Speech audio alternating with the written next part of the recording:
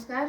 हजुरहरूले यो तिहारमा साथीभाइसँग परिवारजनसँग तास खेलेर रमाइलो गर्दै हुनुहुन्छ होला। अनि हजुरहरूको मनमा दृष्टिबिन व्यक्तिहरू जसले कलर चिन्न सक्दैनन्, तास देख्न सक्दैनन्, तासमा लेखेका कुराहरू उनीहरूले चाहिँ कसरी तास खेल्छन् भन्ने जिज्ञासा उठ्न सक्छ।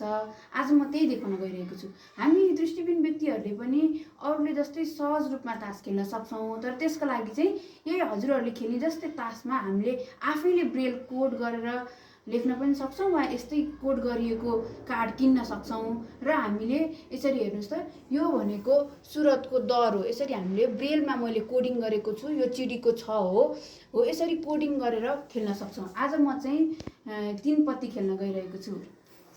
1 2 3 ओके।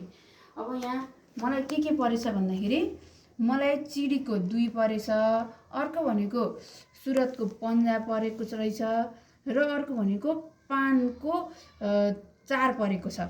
मेरो साथीलाई चाहिँ चिडीको 8, सुरतको 8, त्यसपछि चिडीको 3 र सुरतको 4 परेको छ।